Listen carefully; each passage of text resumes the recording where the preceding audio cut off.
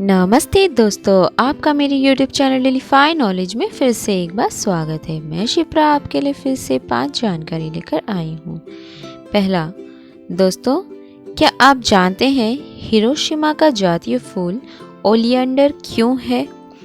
6 अगस्त 1945 को अमेरिका ने हिरोशिमा पर पहला परमाणु बम गिराया। 3 दिन बाद नागासाकी पर एक और बम गिराया गया। राष्ट्रपति हैरी ट्रूमैन ने जापान के आत्मसमर्पण का आह्वान किया। उन्हें हवा से बर्बादी की बारिश की उम्मीद करने की चेतावनी दी, जैसा कि इस पृथ्वी पर कभी नहीं देखा गया।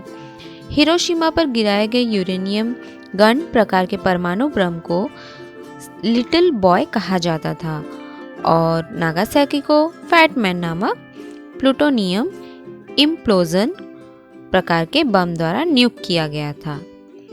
लिटिल बॉय बनाने के लिए अमेरिका ने 141 पाउंड यूरेनियम का इस्तेमाल किया। मूल रूप से सभी संशोधित यूरेनियम जो तब अस्तित्व में था, बम विस्फोटों के पहले 2 से 4 महीने के भीतर हिरोशिमा में 90,000 से 1,46,000 लोग और नागासाकी में 39,000 से 80,000 लोग मारे गए। हिरोशिमा और नागासाकी पर हमला करने से पहले अमेरिका ने कद्दू बम उपनाम से लगभग 49 अभ्यास बम गिराए, जिसमें 400 लोग मारे गए और 1,200 घायल हो गए। ओलियंडर फूल विनाश के बाद खिलने वाला पहला फूल है, जिसने हिरोशिमा में आशा की एक लौ जलाई। जापान ने पीड़ितों के सम्मान में 1964 से हिरोशिमा में शांति की लौ जलाई है। यह तभी बुझेगा जब विश्व से सभी परमाणु हथियार हटा दिए जाएंगे और पृथ्वी परमाणु खतरे से मुक्त हो जाएगी। दूसरा, दोस्तों, पृथ्वी पर ग्रीष्म काल कितने महीने का होता है? आप जानते हैं कि 4 महीनों का, पर यूरेनस पर ग्रीष्मकाल एक लंबे दिन तक रहता है जो पृथ्वी के 42 वर्षों के बराबर है। यूरेनस सौरमंडल के सबसे अजीब ग्रहों में से एक है। अरबों साल पहले ग्रह में कुछ बड़ा टूट गया और इसे अपनी तरफ से गिरा दिया, जबकि अन्य ग्रह सूर्य के चारों ओर अपनी यात्रा करते हुए सबसे ऊपर घूमते हुए दिखते हैं। यूरेनस अपनी तरफ फ्लिप करता है और सूर्य के चारों ओर घूमता हुआ प्रतीत होता है और इसका यूरेनस पर ऋतुओं पर नाटकीय प्रभाव पड़ता है। पृथ्वी का झुकाव हमें हमारे मौसम देता है। जब उत्तरी गोलार्ध सूर्य की ओर झुका हुआ होता है तब ग्रीष्मकाल होता है, और जब यह सूर्य से दूर झुक जाता है तो उत्तरी गोलार्ध के लिए सर्दी होती है। लेकिन यूरेनस पर एक गोलार्ध सूर्य की ओर इशारा करता है और दूसरा दूर की ओर होता है। ध्रुवों की स्थिति धीरे धीरे उलट जाती है। आधे यूरेनियन वर्ष बाद यह विपरीत स्थिति है। दूसरे शब्दों में, उत्तरी गोलार्ध में गर्मी 42 साल लंबी होती है, उसके बाद 42 साल की सर्दी होती है। तीसरा, दोस्तों, आप अब तक कितने मेगापिक्सल डिजिटल कैमरे के बारे में जानते हैं? दुनिया के सबसे बड़े डिजिटल कैमरा के सेंसर SLAC पर पहले 3200 मेगापिक्सल छवियों के स्नैप करते हैं। मेनेलो पार्क, कैलिफोर्निया ऊर्जा विभाग के SLAC नेशनल एक्सेलेरेटर प्रयोगशाला के कर्मचारियों ने पहले 3200 मेगापिक्सल फोटो लिए हैं। एक ही शॉट में अब तक की सबसे बड़ी इमेजिंग सेंसर की एक असाधारण सरणी के साथ, जो दिल और आत्मा बन जाएगी। छवियां इतनी बड़ी है कि उनमें से एक को पूर्ण आकार में प्रदर्शित करने के लिए 3784 ultra high definition TV screen लगेंगे और उनका रिजोल्यूशन इतना अधिक है कि आप लगभग 15 मील दूर से एक गोल्फ बॉल देख सकते हैं। ये और अन्य गुण जल्दी अभूतपूर्व खगोल भौतिकी अनुसंधान को आगे बढ़ाएंगे।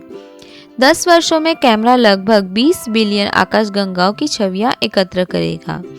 ये डेटा समय के साथ आकाशगंगाओं के विकास के बारे में हमारे ज्ञान में सुधार करेंगे और हमें डार्क मैटर और डार्क एनर्जी के अपने मॉडल को पहले से कहीं अधिक गहराई से और सटीक रूप से परीक्षण करने में मदद करेंगे।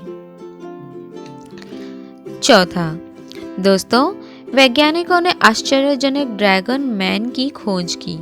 चीनी शोधकर्ताओं ने एक प्राचीन खोपड़ी का अनावरण किया है जो मानव की पूरी तरह से नई प्रजाति से संबंधित हो सकती है। टीम ने दावा किया है कि यह निएंडरथल और होमो इरेक्टस जैसी मानव की ज्ञात प्रजातियों में से हमारा निकटतम विकासवादी रिश्तेदार है। उपनाम ड्रैगन मैन नमूना एक मानव समूह का प्रतिनिधित्व करता है जो कम से कम 1,46,000 साल पहले पूर्वी एशिया में रहता था। यह 1933 में उत्तर पूर्व चीन के हार्बिन में पाया गया था, लेकिन हाल ही में वैज्ञानिकों को ध्यान में आया। चीनी विज्ञान अकादमी और सिजियानजुआंग में हेबेई जियो विश्वविद्यालय के प्रोफेसर जी जून नी ने कहा, हमने अपनी लंबे समय से खोई बहन वंश को पाया। अन्य मानव प्रजातियों से संबंधित औसत खोपड़ी की तुलना में खोपड़ी बहुत बड़ी है। इसका मस्तिष्क का आकार में हमारी प्रजाति के लोगों के बराबर था। ड्रैगन मैन के पास बड़े लगभग चौकोर नेत्र, सॉकेट, मोटी भौहें, लकीरें, एक चौड़ा मुंह और बड़े आकार के दांत थे। वैज्ञानिकों का मानना है कि ड्रैगन मैन शक्तिशाली रूप से निर्मित और उबड़-खाबड़ था। 5वां, दोस्तों, क्या आप ओumuamua क्षुद्र ग्रह के बारे में जानते हैं? वैज्ञानिक एक स्पेसक्राफ्ट बनाने की तैयारी कर रहे हैं जो ओumuamua का पीछा करके उसका नाश करने की तैयारी। अक्टूबर 2017 में हवाई में एक क्षुद्र ग्रह शिकार दूरबीन ने कुछ असामान्य पाया।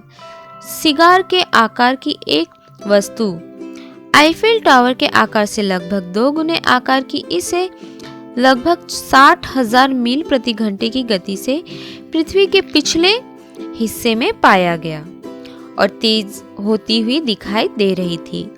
ओumuamua एक हवाई शब्द है जिसका अर्थ है स्काउट।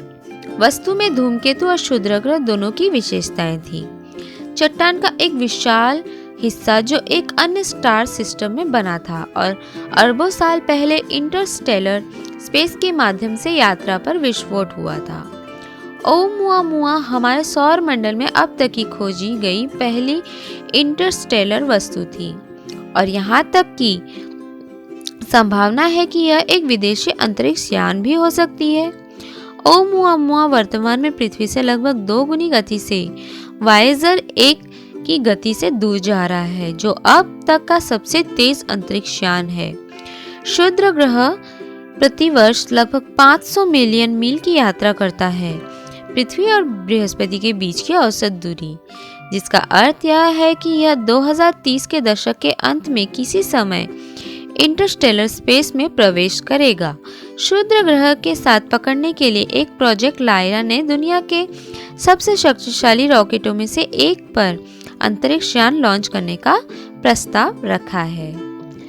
तो दोस्तों, आज की दी हुई जानकारी आपको कैसी लगी मुझे कमेंट बॉक्स पर ज़रूर बताइए और मेरे इस वीडियो को लाइक, शेयर और सब्सक्राइब करना ना भूलिए। Thank you.